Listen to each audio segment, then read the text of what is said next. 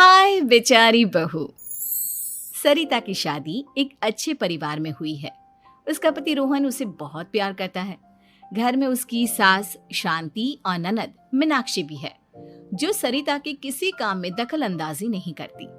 लेकिन फिर भी सरिता को ऐसा लगता है कि दुनिया की सबसे ज्यादा बेचारी बहू वही है और सबसे ज्यादा अत्याचार उसी पर हो रहा है। माँ जी, ये लीजिए आपकी चाय। अरे बहू, तूने इतनी ज्यादा चीनी क्यों डाल दी चाय में? हाय हाय माँ जी, मैंने तो उतनी ही मीठी बनाई है जितनी मीठी आपको पसंद है। माँ जी, आपको तो मेरे हाथ की चाय अच्छी ही नहीं लगती।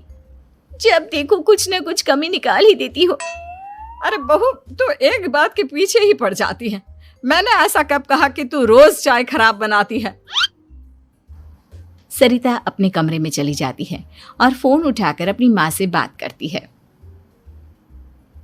हेलो माँ, कैसी हो आप? क्या कर रही हो? मैं तो ठीक हूँ, पर तू बता, तेरा मूड कैसा है? तेरी आवाज से लग रहा है कि कुछ तो हुआ है तेरे ससुराल में। अरे क्या बताऊँ माँ, यहाँ तो हर समय मेरे साथ बहुत बुरा व्यवहार होता है। मैंने अपनी सास के लिए इतनी अच्छी चाय बनाई, लेकिन मेरी सास चाय पीते ही मुझे 4 बातें सुना दी। बेटी, तू इतनी छोटी छोटी बातों पर ध्यान ही क्यों देती हो? तुम्हारी सास ने कुछ बोल भी दिया तो क्या हो गया, वो बड़ी है ना तुझसे। माँ ने इतना समझाया, लेकिन इस बात का सरिता पर कोई असर नहीं हुआ। अपनी बेचारी बहू की छवि वो बदलना ही नहीं चाहती। अगली सुबह सब नाश्ते की टेबल पर बैठकर नाश्ता कर रहे थे, तभी सरिता ने अपने पति से कहा, सुनिए जी, मुझे ना आज बाजार से कुछ सामान लेकर आना है। आज आप ऑफिस से आने के बाद मुझे लेकर चलना ना। भाभी, मुझे भी कुछ किताबें खरीदनी है। आप दोनों जा ही रहे हो तो मेरी किताबें भी ले आना। लो, अभी तो बात ही की है बाजार जाने की, तो एक फरमाइश आ गई। माँ जी, आप भी बता दो कुछ, और हाँ, मोहल्ले वालों से भी बोल दो अगर वो कुछ मंगवाना चाहते हो तो। बेचारी मीनाक्षी अपना सा मुंह लेकर रह गई। ये सब देखकर रोहन से चुप नहीं रह गया और वो गुस्से में बोला, सरिता, क्या हो गया है तुम्हें? मीनाक्षी ने तो सिर्फ किताबों के लिए बोला है। तुम्हें मीनाक्षी से इस तरह से बात नहीं करनी चाहिए। माफी मांगो उससे अभी। क्या? मैं माफी मांगू? दिन भर आपके घर के काम करूं मैं, आपकी और आपके घर वालों की बातें सुनूं मैं, और अब माफी भी मैं मांगू? ऐसा कभी नहीं हो सकता। ये बोलकर सरिता वहां से चली जाती है। एक दिन उनकी पड़ोसन घर आती है।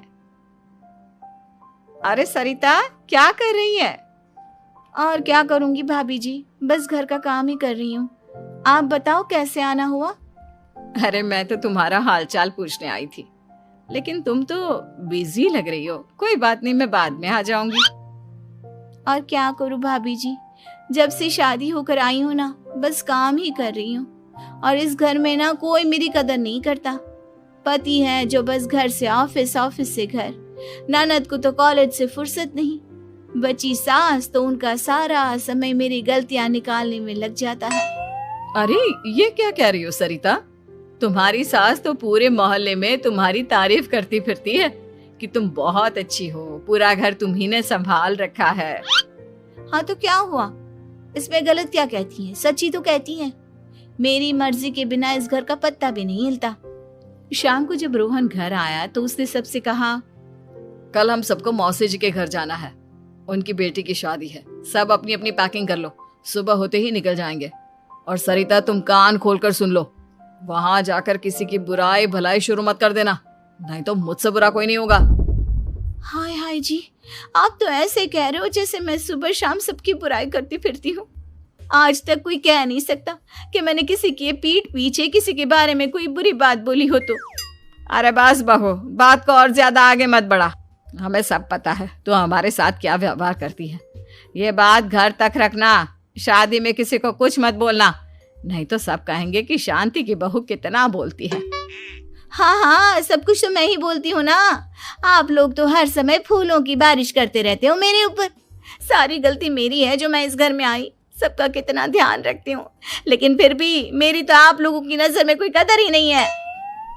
अगली सुबह सब लोग मौसी जी के घर पर चले जाते हैं। वहां पर शादी का माहौल होता है, सब जगह चहल पहल होती है, बहुत सारे मेहमान आए हैं। सरिता को वहां बहुत अच्छा लग रहा है। वो अपने मन में सोचती है, यहाँ कितना अच्छा लग रहा है, कितनी रौनक है। मैं यहाँ किसी से ज्यादा बात नहीं करूंगी। अगर मेरे मुंह से कुछ ऐसा वैसा निकल गया तो रोहन जी तो मुझसे गुस्सा हो जाएंगी। सरिता ये सब सोच ही रही थी कि वहां रोहन की कजिन साक्षी आ गई और सरिता से बोली, आप सरिता भाभी हो ना? जितना आपके बारे में सुना था आप तो उससे भी ज्यादा सुंदर हो। हाँ वो तो है, मेरी सुंदरता की तारीफ सब करते हैं। मेरे मायके में तो सब यही बोलते हैं कि रोहन जी की किस्मत बहुत अच्छी है जिन्हें मैं मिली। लेकिन आप कौन है? मैंने आपको पहचाना नहीं। मैं रोहन भैया की कजिन हूँ। आपकी शादी पर नहीं आ पाई थी ना, इसलिए आप मुझसे मिले नहीं कभी। शांति मौसी और मीनाक्षी आपकी बहुत तारीफ करते हैं। क्या कहा तुमने? मेरी तारीफ? कभी नहीं। मेरे ससुराल वाले कभी मेरी तारीफ कर ही नहीं सकते।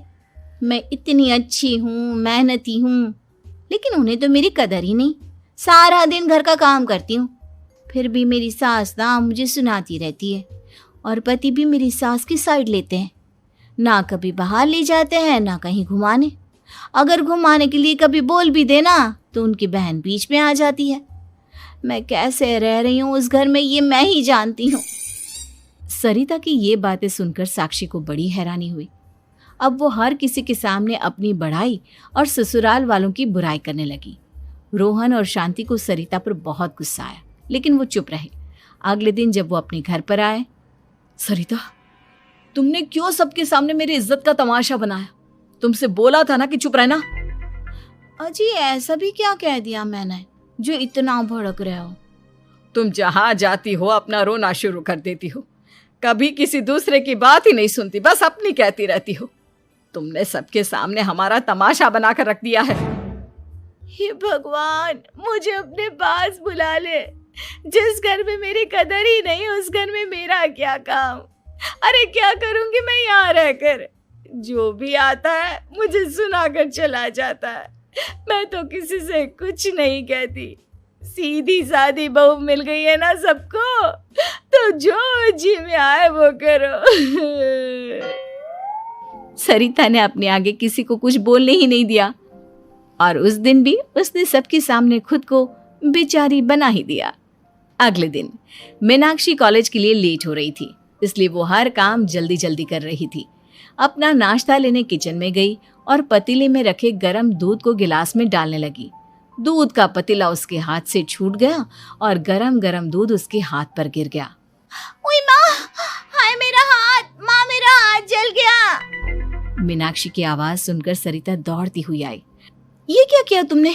तुम्हें नाश्ता चाहिए था तो मुझसे बोल देती, मैं क्या मना करती थी? अब पता नहीं कितने दिन की मुसीबत पाल ली तुमने। सरिता मीनाक्षी को उसके कमरे में ले गई और उसका बहुत ख्याल रखा। उसका इस तरह से ख्याल रखना शांति और रोहन को थोड़ा अजीब लगा। माँ, सरिता के दिमाग का भी कुछ पता नहीं। कल शादी में सबको इतना कुछ बोल कर आई है हमारे बारे में, और अब मीनाक्षी की कितनी अच्छी देखभाल कर रही है। ये ऐसा क्यों करती है? बेटा, तेरी बीवी की ना आदत हो गई है सबके सामने खुद को बेचारी दिखाने की, और आदत इतनी जल्दी नहीं बदलती।